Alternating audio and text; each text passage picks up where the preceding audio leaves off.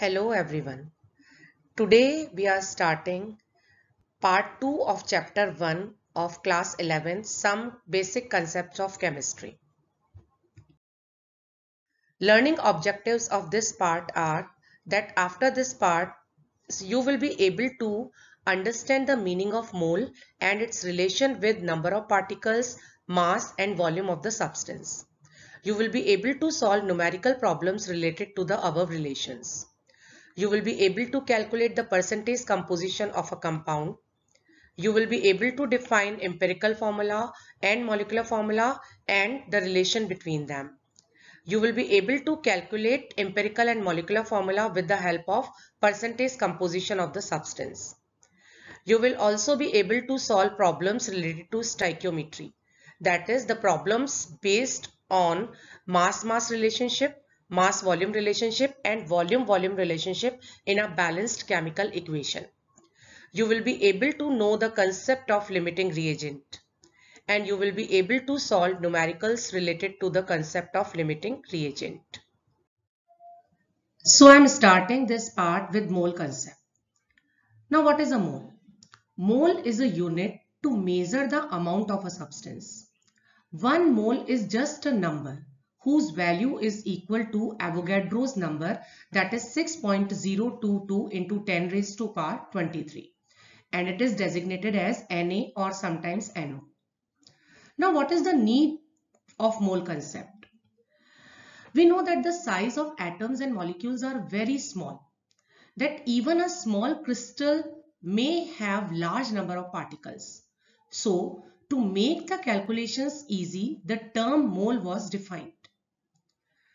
Now, how we find out that the 1 mole of any substance is equal to 6.023 into 10 raised to power 23? I am taking the example of carbon. The gram atomic mass of carbon is 12. And the mass of one atom of carbon has been calculated as 1.9924 into 10 raised to power minus 23 gram. So the number of carbon atoms in 12 gram of carbon can be calculated as gram atomic mass of carbon divided by mass of one carbon atom. That is equal to 12 upon 1.9924 into 10 raised to power minus 23. And it comes to be 6.023 into 10 raised to power 23. If we take any other element other than carbon and divide its gram atomic mass by its mass of one atom, then again the quantity comes to be 6.023 into 10 raised to power 23. That is 1 mole. And similarly, if we take molecule and find out the number of molecules in the similar way, then it comes to be 6.022 into 10 raised to power 23 molecules. In general, you can say that 1 mole means 6.022 into 10 raised to power 23 entities. If we talk about 1 mole atom, then it is equal to 6.022 into 10 raised to power 23 atoms. And if we talk about 1 mole molecules, then it is equal to 6.022 into 10 raised to power 23 molecules. Now, we can relate this mole with volume of gas also. In case of gases, we relate mole and gas, volume of the gas with mole. So at NTP, NTP means normal temperature and pressure. See at the bottom, normal temperature is equal to 0 degrees Celsius or 273 Kelvin and normal pressure is equal to 1 atmosphere or 760 mm of Hg. So coming to the volume in terms of mole, at NTP, 1 gram mole of every gas occupied 22.4 liter of volume, and this is called molar volume of a gas. So if we take 1 mole atoms of 1 mole of atoms, or we can also say mole as gram atom. If 1 mole is equal to 1 gram atom, so 1 mole atoms or 1 gram atom is equal to Avogadro's number, that is equal to 6.022 into 10 raised to power 23 atoms. And relation with mass, it is equal to gram atomic mass, and relation with volume, that it is equal to 22.4 liter at NTP. For example, if I take 1 mole sodium atom, then it is equal to 6.022 into 10 raised to power 23 sodium atoms. and it is again equal to 23 gram of sodium, and again it is equal to 1 gram atom of sodium. So we can relate at number of mole with number of particles, with mass and with volume, because sodium is not a gas, so we not consider that volume case. Now another thing, if we take molecule instead of atom, then the same thing is happened, but the molecular mass comes in picture. For example, 1 mole molecule or 1 gram molecule of any substance is equal to 6.022 into 10 raised to power 23 molecule. It is equal to its gram molecular mass, and it is equal to 22.4 liter at NTP if the substance is gas. I am taking example of CO2, which is a gaseous substance. So 1 mole of CO2 is equal to 6.022 into 10 raised to power 23 CO2 molecules. And it is equal to 44 gram of CO2, that is the molar mass of CO2. And it is equal to 22.4 liter of CO2 at NTP. Now see in the picture. 1 mole, we can relate mole with number of particles, we can relate mole with the volume of the gas, and we can relate mole with the mass of the substance. So these four things are interrelated with each other. So according to figure, 1 mole of any substance in terms of particle, it is equal to 6.022 into 10 raised to power 23 particles. In case of atom, it is equal to atoms, and in case of molecule, it is equal to molecule. This quantity is again may called Avogadro number. Now we can connect 1 mole with gram. So 1 mole of any substance is equal to 1 gram atom, or 1 mole of atoms, or 1 mole of molecules, or 1 mole of formula mass of the substance. Formula mass we consider in the case of ionic compound like NaCl. Now we can relate mole with volume of the gas. 1 mole of any substance is equal to 22.4 liter at NTP. This is called molar volume. Now I am taking some numericals for practice. The first one is, how many atoms of each type are present in 143 gram of washing soda, Na2CO3.10H2O. Now first of all, we have to calculate molar mass of washing soda, and it is equal to 286 gram. Now given mass is 143, so we can in 286 gram of washing soda, it is equal to 1 mole. So 143 gram of washing soda is equal to 143 upon 286, that is equal to 1 upon 2, that means 0.5 mole. Now number of sodium atoms, how we calculate? In 1 molecule of washing soda, there are 2 sodium atoms. So in 0.5 moles, 0.5 into 2 into Avogadro number, that is equal to 6.022 into 10 raised to power 23 sodium atoms. Now there is 1 carbon atom in 1 molecule of washing soda. So the number of carbon atom is equal to 1 into 0.5 into Avogadro number, that is equal to 3.011 into 10 raised to power 23. Now number of oxygen atom present in 1 molecule of washing soda are 13. So 13 into 0.5 into Avogadro number gives you the number of molecules oxygen atoms. Now number of hydrogen atoms in 1 molecule of washing soda are 20. So the number of hydrogen atoms in 0.5 mole is equal to 20 into 0.5 into Avogadro number, that is equal to 6.022 into 10 raised to power 24. So in this question, first we convert the mass into mole, then mole into molecule by multiplying it with Avogadro number, and then find the different atoms present in the washing soda molecule. Now the second question is, how many atoms of oxygen and hydrogen are present in 0.15 mole of water? Now in 1 molecule of water, there are 2 atoms of 2 atoms of hydrogen and 1 atom of oxygen. So in 1 mole of water, there are 2 moles of hydrogen and 1 mole of oxygen. Now 1 mole of water has 2 mole of hydrogen. So 0.15 mole of water has 2 into 0.15, that is 0.30 mole of hydrogen. So the number of hydrogen atom is equal to 0.30 mole into Avogadro number, that is equal to 1.81 into 10 raised to power 23 hydrogen atoms. Now 1 mole of water has 1 mole of oxygen. So 0.15 mole of water has 0.15 mole of oxygen. So the number of oxygen atom is equal to 0.15 into Avogadro number, that is equal to 9.03 into 10 raised to power 22 atoms. Now there is one important formula how to find out the number of moles. Number of moles is equal to given mass upon molar mass. And if we want to calculate the number of molecules, it is equal to number of moles into Avogadro number, that is 6.022 into 10 raised to power 23. Now coming to next numerical, calculate the number of moles of phosphorus, that is P4, in 92.9 gram of phosphorus, assuming that molecular formula of phosphorus is P4. Also calculate the number of atoms and molecules of phosphorus in the sample. Now first of all we have to calculate the molar mass of phosphorus, that is P4. The mass of phosphorus is 31 multiplied by 4, it is equal to 124 gram. Given mass is 92.9. So first we find out the number of moles of phosphorus molecule, that is given mass upon molar mass. It is equal to 92.9 upon 124. That means it is 0.75 mole. Now to convert this mole into number of molecules, phosphorus molecules, we multiply it by Avogadro number and it is equal to 4.52 into 10 raised to power 23 molecules. Now in one phosphorus molecule there are 4 atoms of phosphorus. So multiply this quantity with 4 gives you the number of atoms of phosphorus in phosphorus molecule. Now some practice question. Calculate the number of moles in each of the following. The first is 392 gram of sulfuric acid. Sulfuric acid is H2SO4 and its molar mass is 98 gram. Given mass is 392. So the number of moles is equal to given mass upon molar mass, that is 392 upon 98, that is 4 moles. So 4 moles is the answer. Now the second is 44.8 liter of sulfur dioxide at NTP. Now here we have to relate volume with moles.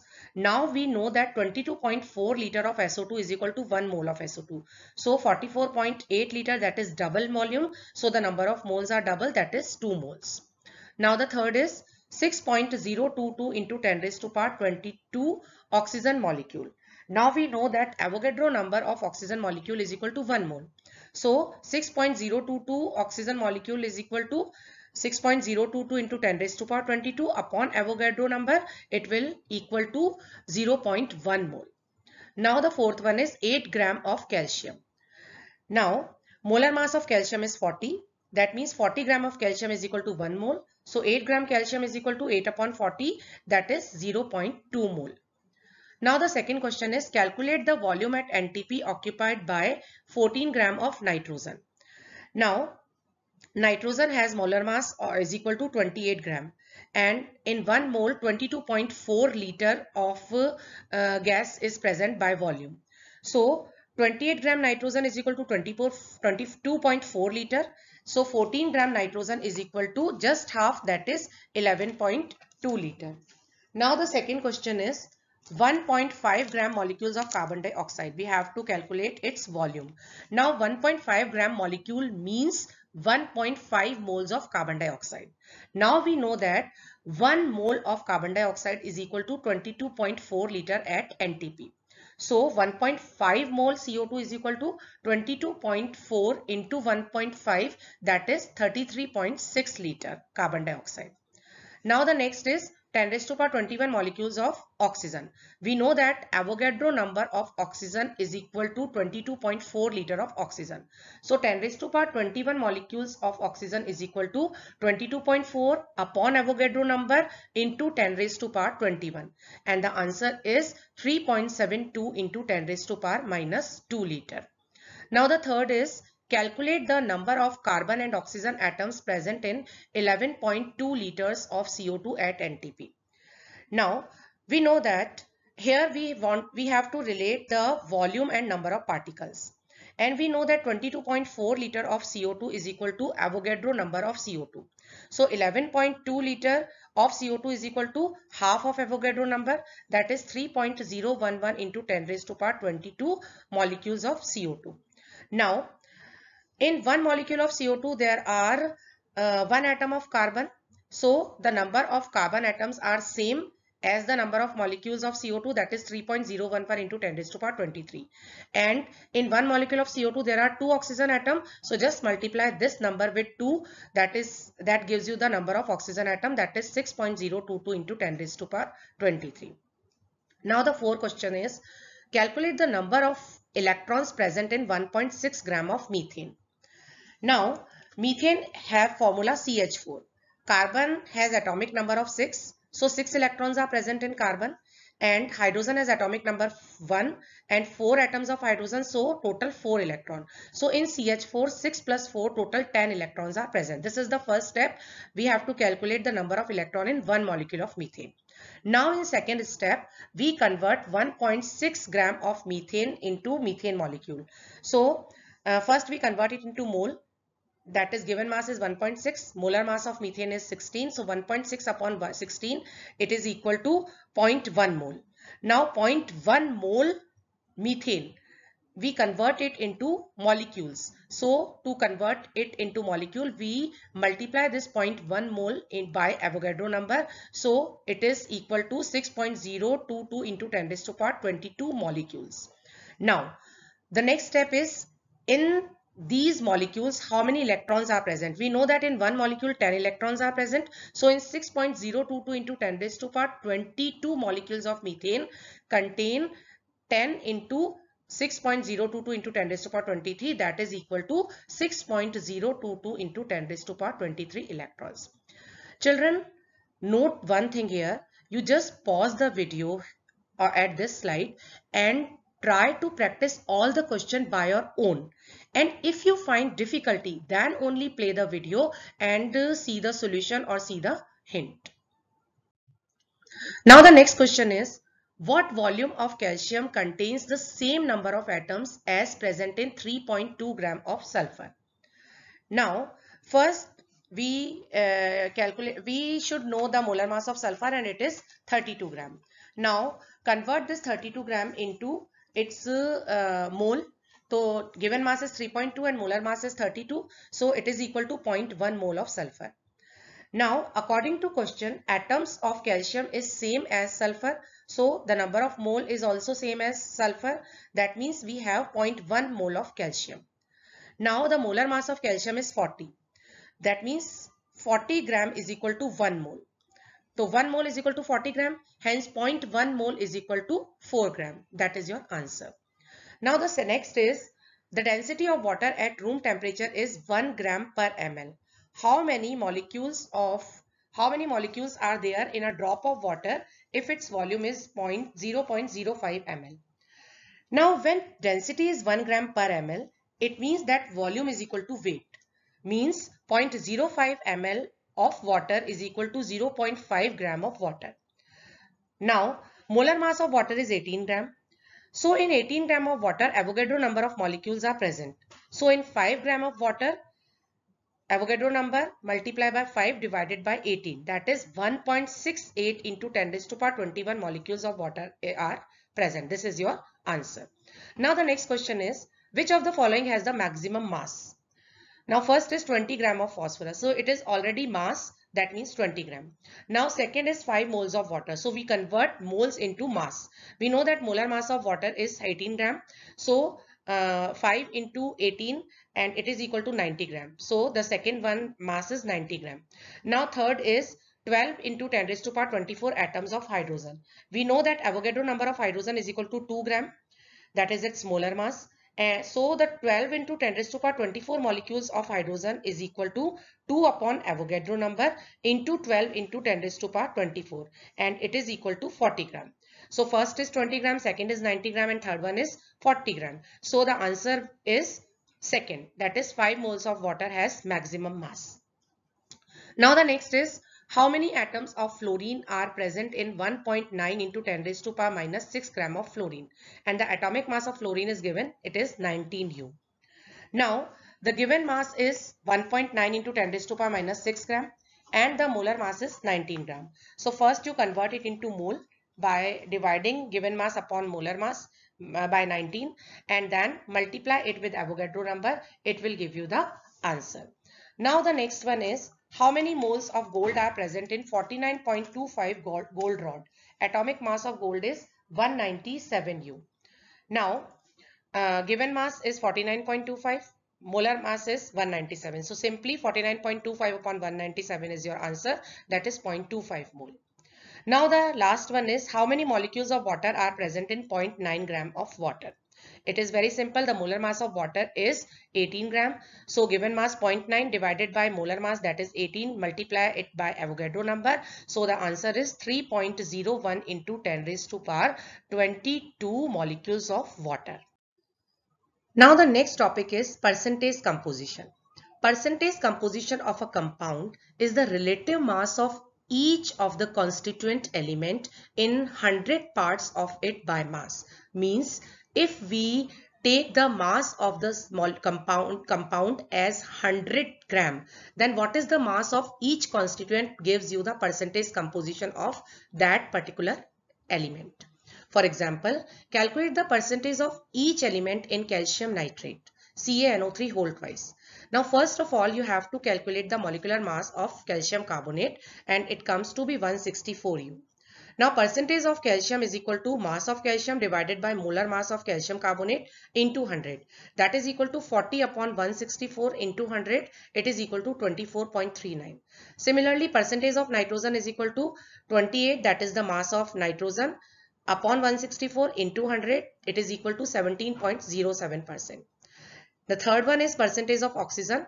It is equal to 96 upon 164 into 100. It is equal to 58.54%. Now some practice questions. First question is, how much copper is obtained from 100 gram of copper sulfate? Now first of all, we have to calculate the mass of copper sulfate. And the mass of copper sulfate, molar mass of copper sulfate is equal to 159.6 gram. So in 159.6 gram of copper sulfate, the mass of copper is 63.5 gram. That is the molar mass of copper. So in 100 gram of copper sulfate, mass of copper is equal to 63.5 divided by 159.6 into 100. That is nearly equal to 39.81 gram. Now the second question is, on analysis of impure sample of sodium chloride, the percentage of chlorine was found to be 45.5. What is the percentage of pure sodium chloride in the sample? Now in first step, we calculate the percentage of chlorine in pure NaCl. Now molar mass of NaCl is 58.5 and the mass of chlorine in it is 35.5. So the percentage of chlorine in NaCl pure is equal to 35.5 upon 58.5 into 100. That is equal to 60.68. Now in second step, we have to calculate the percentage purity of the sample, given sample. Now in impure sample, the percentage of chlorine is 45.5. So when percentage of chlorine is 60.68, then the percentage purity is 100. So when the percentage of chlorine is 45.5, then the percentage purity is equal to 100 upon 60.68 into 45.5, that is equal to 74.98 or nearly equal to 75%. Now the next question is, determine the percentage of water of crystallization in pure sample of green vitriol that is FeSO4.7H2O. Now first of all, we have to calculate the mass of green vitriol, and it is equal to the mass of Fe is 56, sulfur is 32, and that of oxygen it is 16. So the total mass of green vitriol comes to be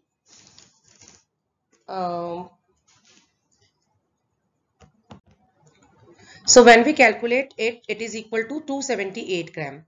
And the mass of 7 molecules of water is equal to 18 into 7, that is equal to 126 gram. So percentage of water of crystallization is equal to 126 upon 278 into 100, that is equal to 45.32%. Now the next is calculate the percentage composition of potassium hydrogen sulfate KHSO4. It is same as given in the example of copper nitrate. Now empirical and molecular formula. Empirical formula. The formula of the compound which gives the simplest whole number ratio of various atoms present in the one molecule of compound. Now the molecular formula of a compound is the formula which gives us the actual ratio of the compound of various elements present in the one molecule of the compound. For example, I am taking glucose. Glucose formula is C6H12O6. This is its molecular formula, which gives us the actual ratio of element, that is 6:12:6. And if we simplify this ratio, it comes to be 1:2:1. So the empirical formula is CH2O. Now the relation between empirical formula and molecular formula. Molecular formula is equal to N into empirical formula, where N is a common factor, also called multiplying factor, whose value may be 1, 2, 3, 4 and so on. For example, in case of glucose, the value of N is 6. Now the next numerical is how to determine the empirical formula of a compound.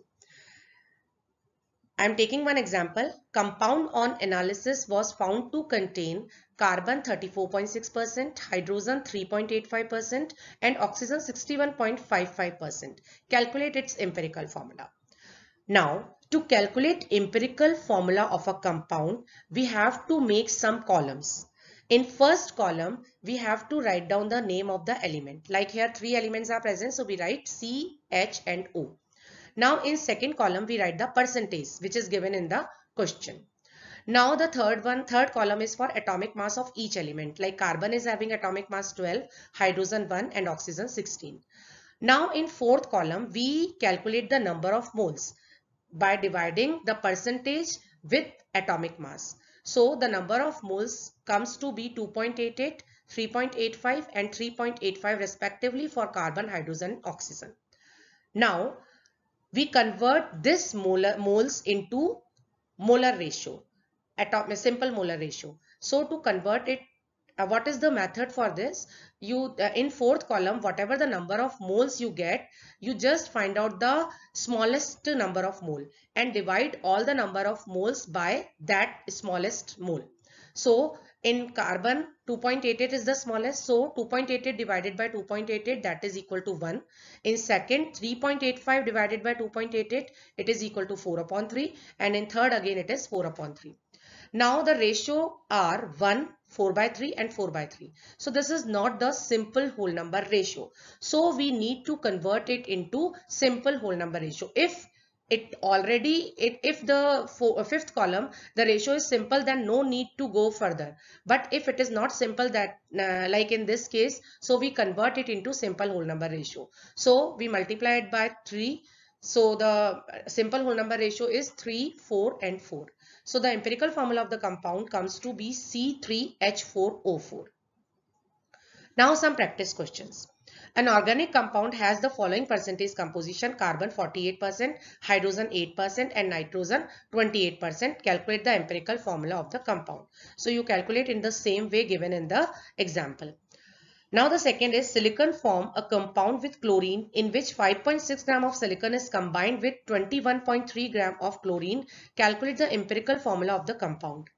Now here the percentage is not given. So first we have to calculate the percentage of silicon and chlorine in the compound. How to calculate the percentage? So mass of silicon is given 5.6 and the total mass we calculate by adding 5.6 and 21.3, that is equal to 26.9. So the percentage of silicon is equal to 5.6 upon 26.9 into 100, that is 20.8%. Now percentage of chlorine may be calculated by subtracting this 20.8 by 100, or in the similar way as we find out the percentage of silicon.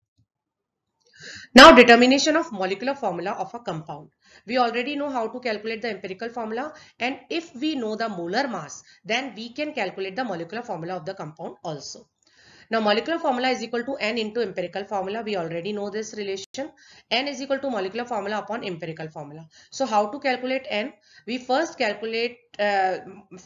find out the molecular mass which is given in the question, and then calculate the empirical formula mass which we calculate by the previous method, and this gives you the value of N. Now I am taking one numerical regarding this. A compound contains 42.3913% potassium, 15.2173% iron, 19.5652% carbon and 22.8260% nitrogen. And the molecular mass of compound is 368 U. Find the molecular formula of the compound. Now first we find out the empirical formula in the same way. So the empirical formula of the compound is K4FeC6N6. Now we find out the empirical formula mass, and it comes to be 368 U, and the molecular mass given is also 368 U. So the value of N is equal to molecular mass upon empirical formula mass, that is 368 upon 368, that is 1. So the empirical formula and molecular formula are same. So the molecular formula is also K4FeC6N6. Now some practice questions. A compound on analysis was found to contain the following composition: sodium 14.31%, sulfur 9.97%, oxygen 69.50%, and hydrogen 6.22%. Calculate the molecular formula of the compound, assuming that the whole of hydrogen is in the compound is present as water of crystallization, and molecular mass of the compound is 322. Now first we calculate the molecular formula with the help of the given data, and it comes to be Na2SH20O14. Now according to question, all the hydrogen are present as water of crystallization, and in formula 20 hydrogen atoms are present. So there are 10 water molecules present in the compound. So the exact formula is Na2SO4.10H2O. Now the next question is, a crystalline compound when heated become anhydrous by losing 51.2% of the mass. On analysis, the anhydrous compound give the following percentage composition: magnesium 20, sulfur 26.266, oxygen 53.33. Calculate the molecular formula of the anhydrous compound and crystalline compound. The molecular mass of the anhydrous compound is 120 U. Now weight of anhydrous compound is equal to 100 minus 51.2, that is water molecule, and it is equal to 48.8. And molecular mass of anhydrous compound MgSO4 is given, that is 120 U. Now if the weight of anhydrous compound is 48.8, then that of water is 51.2 U, that is given in the question. Now if the weight of anhydrous compound is 120 U, then the water is equal to 51.2 upon 48.8 multiplied by 120, that is equal to 125.9 U. Now molecular mass of water is 18. So number of water molecule is equal to weight of water upon molecular mass of water. Weight of water is 125.9 divided by 18. So it is equal to 7. So the 7 water of crystallization are present in the formula. So the crystalline formula is MgSO4.7H2. Now the next topic is problems based on chemical equation, that is stoichiometry. In a balanced chemical equation, there is a quantitative relationship between reactants and products in terms of moles, masses, volumes, and molecules. And this relationship is termed as stoichiometry. For example, N2 gas when reacts with hydrogen gas, it gives us ammonia gas. And this is the balanced chemical equation. Now in terms of mole, 1 mole of nitrogen reacts with 3 moles of hydrogen to give 2 moles of ammonia. In terms of mass, we can say that 28 gram of nitrogen reacts with 6 gram of hydrogen to give 34 gram of ammonia. In terms of volume, we can say that 22.4 liter nitrogen reacts with 3 into 22.4 liter hydrogen to give 2.22.4 liter of ammonia at NTP. In terms of molecules, 6.022 into 10 raised to power 23 molecules of nitrogen reacts with 3 into Avogadro number of molecule of hydrogen to give 2 into Avogadro number of molecule of ammonia. So we can easily relate these 4 terms, that is moles, mass, volume, and number of particles of reactant and product with each other, and solve the questions related to these. That is, we can relate mole and mass, mole and volume, mole and number of particle, or particle with volume, and so on. Now I'm taking one example with the above example only. Question from the above example: how much liter of ammonia is formed if 10 mole of nitrogen react with excess hydrogen? Now here we have to relate mole with volume. So here 1 mole of nitrogen gives 2 into 22.4 liter of ammonia. So 10 mole of nitrogen will give 10 into 2 into 22.4 liter, that is 448 liters of ammonia. Now problems involving mass-mass relationship. I am taking one numerical. What mass of copper oxide will be obtained by heating 12.35 gram of copper carbonate? Atomic mass of copper is given 63.5. Now the balanced chemical equation is CuCO3 gives CuO plus CO2. Now we have to relate copper carbonate and copper oxide. So first we calculate the molar mass of copper carbonate. It comes to be 123.5 and copper oxide mass is 79.5. Now 123.5 gram of copper carbonate on heating gives us 79.5 gram of copper oxide. So 1 gram copper carbonate gives 79.5 upon 123.5 gram of copper, and 12.335 gram of copper carbonate will give 79.5 divided by 123.5 multiplied by 12.35 gram of copper, that is 7.95 gram of copper oxide is obtained. Now the next practice questions are, first is calculate the weight of lime obtained by heating 200 kg of 95% pure limestone, that is CaCO3. Now first we find out the mass of calcium oxide obtained from 200 kg of CaCO3.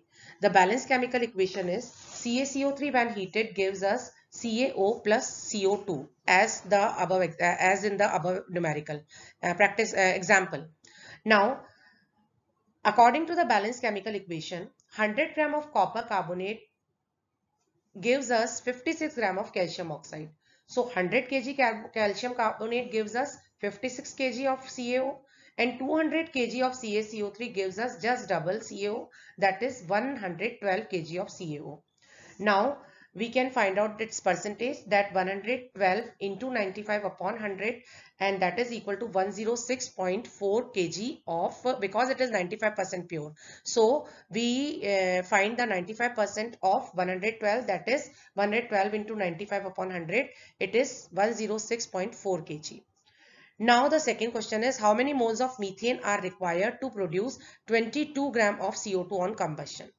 Now the balanced chemical equation for the combustion of methane is CH4 plus O2 gives CO2 plus 2H2O, and we have to relate methane and carbon dioxide. So 1 mole of methane gives us 1 mole of carbon dioxide, that is 44 gram of carbon dioxide. So 44 gram CO2 for 44 gram of CO2 we require 1 mole of methane. So for 22 gram CO2 we required half mole of methane, that is 0.5 mole is the answer. Now the third question is, calculate the weight of iron which will be converted into its oxide Fe3O4 by the action of 18 gram of steam on it. Balanced chemical equation is given in the hint.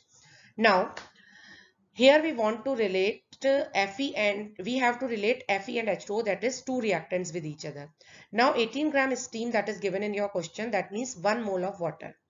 Now according to balanced chemical equation, 4 moles of water required 3 moles of Fe. So 1 mole of water required 3 by 4 moles of Fe, and molar mass of Fe is 56 gram. So mass of Fe required is number of moles, that is 3 by 4 multiplied by molar mass, that is 56. So 3 by 4 into 56, it is equal to 42 grams. So that is your answer. Now the next question is, 5.82 gram of silver coin is dissolved in nitric acid. On adding sodium chloride solution, all the silver present get precipitated as AgCl. The weight of precipitate is found to be 7.2 gram. What is the percentage of silver in the coin? Now, in first step, we have to calculate the mass of silver in 7.2 gram of AgCl. We know that molar mass of AgCl is 143.5 and mass of silver is 108. So the mass of silver in 7.2 gram of AgCl is equal to 108 into 7.2 upon 143, and it is equal to 5.41 gram. That is the mass of silver in the coin. Now in second step, we have to calculate the percentage of silver in the coin. Now mass of coin is 5.82 gram, that is given. Mass of silver we calculate in the first step, that is 5.41 gram. So the percentage of silver is in the coin is equal to 5.41 divided by 5.82 into 100, that is equal to 93.1%. Now the next is problems involving mass volume relationship. Now I'm taking one numerical. KClO3 on heating decomposes to give KCl and O2. What is the volume of oxygen at NTP liberated by 0.1 mole of KClO3? Now first uh, we write the balanced chemical equation and relate KClO3 and oxygen. Now 2 mole of KClO3 gives us 63 moles of oxygen, that is 3 into 22.4 liter, that is 67.2 liter of oxygen at NTP. So 1 mole KClO3 gives us 67.2 upon 2 liter of oxygen, and 0.1 mole of KClO3 gives us 67.2 upon 2 into 0.1, that is equal to 3.36 liter of oxygen at NTP. Now I am taking some practice question on mass volume relationship. The first question is, what volume of air at NTP containing 21% oxygen by volume is required to completely burn 1000 gram of sulfur containing 4% incombustible matter? The balanced chemical equation is given. Now in first step, we have to calculate the mass of combustible sulfur. Now, as the mass of incombustible sulfur is 4%, so combustible sulfur is equal to 100 minus 4, that is 96%. So mass of combustible sulfur in 1000 gram of sulfur is equal to 96 upon 100 into 1000, that is 960 gram. This is the mass of combustible sulfur. Now in step 2, we have to calculate the volume of oxygen required for the combustion of 960 gram of sulfur. Now according to balanced chemical equation, 32 gram of sulfur require 22.4 liter of oxygen at NTP. So 960 gram of sulfur require 22.4 divided by 32 into 960, that is 672 liter of oxygen. Now in third step, we have to calculate the volume of air required in uh, volume of oxygen air required for 672 liter of oxygen.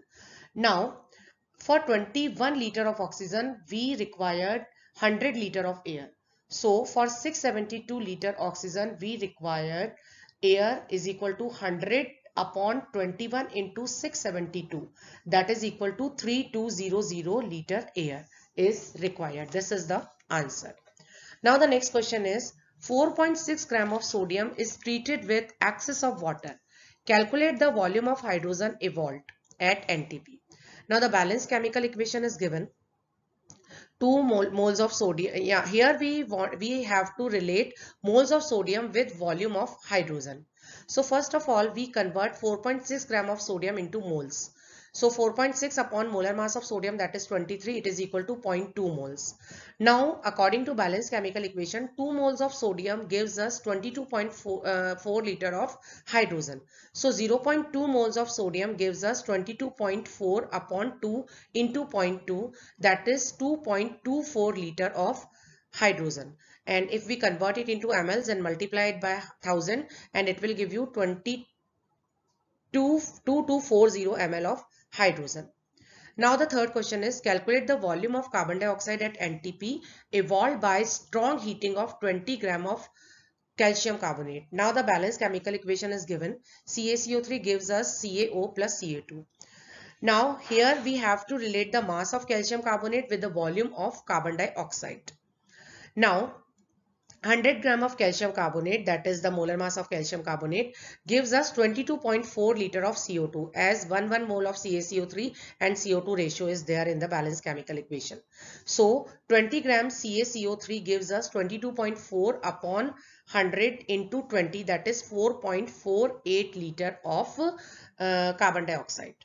Now the last question is, what quantity of copper second oxide will react with 2.8 liter of hydrogen at NTP? Now the balanced chemical equation is CuO plus H2 gives Cu plus H2O. Here we have to relate mass of copper oxide with volume of hydrogen. Now 22.4 liter hydrogen reacts with 79.15 gram of copper.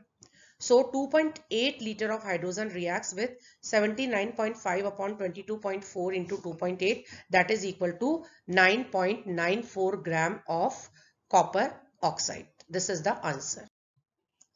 Now the next is concept of limiting reagent.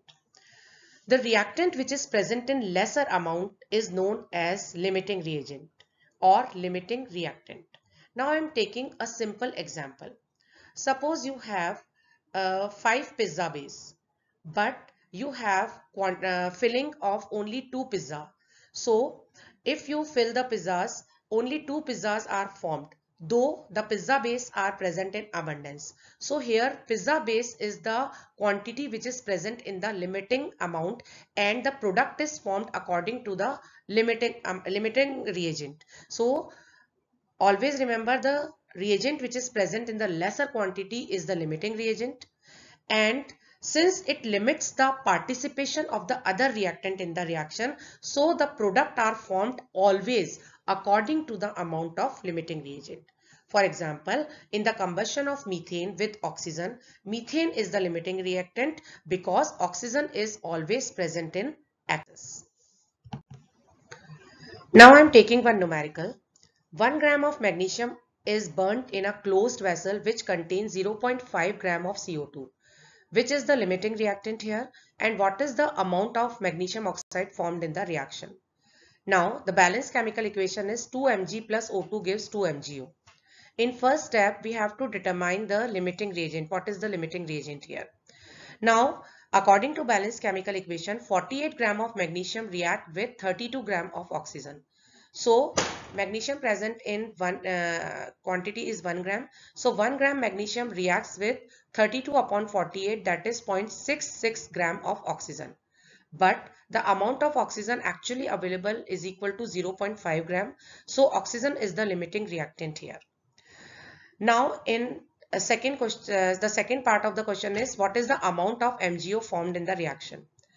So to calculate the amount of MgO formed, we consider the limiting reagent. As I already told you that product is always formed according to the quantity of the limiting reagent. So we relate MgO with the amount of oxygen. Now according to balanced chemical equation, 32 gram of oxygen react with 80 gram of magnesium oxide. So 0.5 gram of oxygen which is available reacts with 80 upon 32 into 0.5 gram, that is 1.25 gram of MgO is formed. Now I am taking some practice question. First question is 3 gram of hydrogen react with 29 gram of oxygen to yield H2O. What is the limiting reagent? Calculate the maximum amount of water that can be formed. And the third is calculate the amount of one of the reactant which remains unreacted.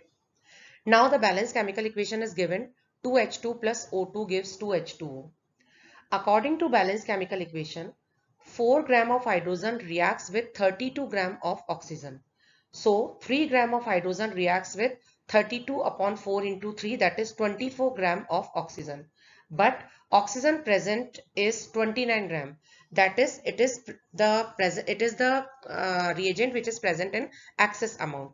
So hydrogen is the limiting reagent. This is the answer of the first part.